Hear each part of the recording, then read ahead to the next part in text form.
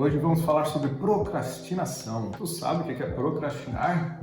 Procrastinar é o ato de atrasar ou deixar as coisas para depois, para a última hora, ou algumas vezes até nem fazer. Pode ser no trabalho, pode ser em casa, pode ser numa atividade física, pode ser no relacionamento, em qualquer área da nossa vida. É claro que a procrastinação pode ser um comportamento ao qual qualquer um de nós pode fazer em determinado momento. Mas quando a procrastinação é algo recorrente, ela começa então a trazer prejuízos para o nosso dia a dia, prejuízos para a nossa rotina. Sabe que a procrastinação ela está associada, por exemplo, a uma piora no nosso rendimento, por exemplo, e também a um maior risco de ansiedade e de depressão. A procrastinação também pode estar presente em alguns transtornos, por exemplo, como o transtorno de déficit de atenção. Porém, hoje eu gostaria de abordar o lado emocional da procrastinação, o lado que pode estar ligado com alguma situação da nossa vida, com alguma situação, por exemplo, do nosso passado. Existem várias teorias para tentar explicar o lado emocional. Uma delas explica que quando temos figuras paternas, a figura dos nossos pais ou de algum cuidador, onde essa figura é uma figura de cobrança excessiva, uma cobrança abusiva, e onde existe apenas atenção ou reconhecimento se nós atingirmos determinados objetivos que foram pré-estabelecidos por essas figuras. Essa teoria então explica que a criança, ao lidar com essa figura interna aí de pais abusivos, que quando essa criança então não recebe a atenção devida porque não atingiu objetivos abusivos ao qual essas figuras colocaram, essa criança, então, para tentar lidar com essa frustração, ela desenvolve uma raiva interna muito grande.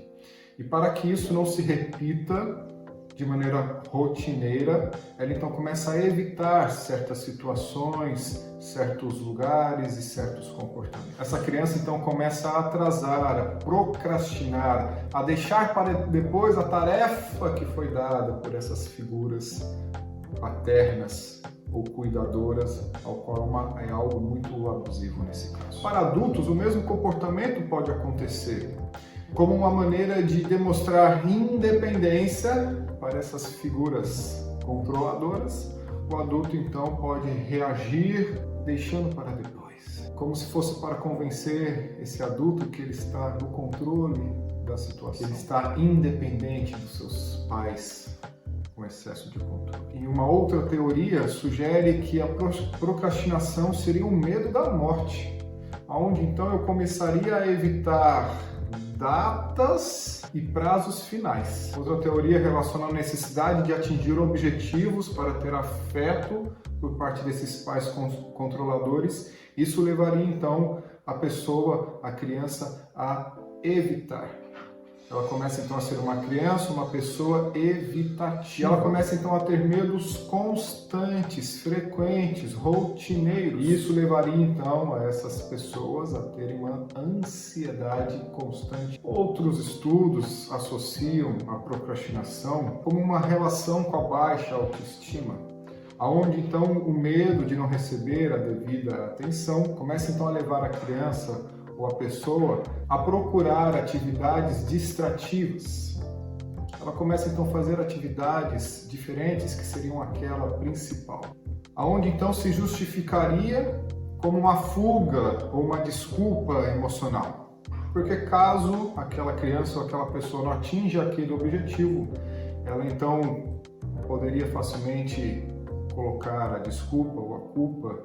Eu não consegui fazer essa atividade porque eu estava ocupado ali fazendo tal coisa.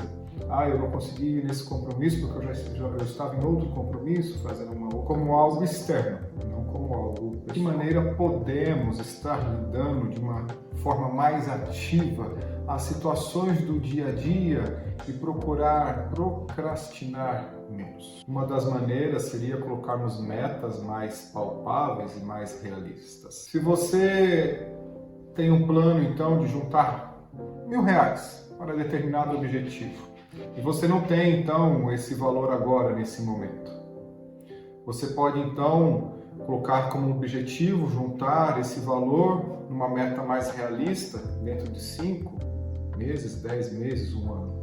Você pode estabelecer uma meta realista, eu posso juntar 10, eu posso juntar R$100, eu posso juntar 200, até atingir a sua meta. Isso evitaria então a frustração de você não ter aquele valor nesse momento e também evitaria a busca por prazeres momentâneos. Vimos aqui então sobre algumas situações da procrastinação, que ela pode ocorrer para todos nós, mas que quando ela é frequente, ela pode estar associada, por exemplo, a alguns transtornos, ao qual precisa ser trabalhado para que você hoje consiga lidar e ser uma pessoa mais ativa.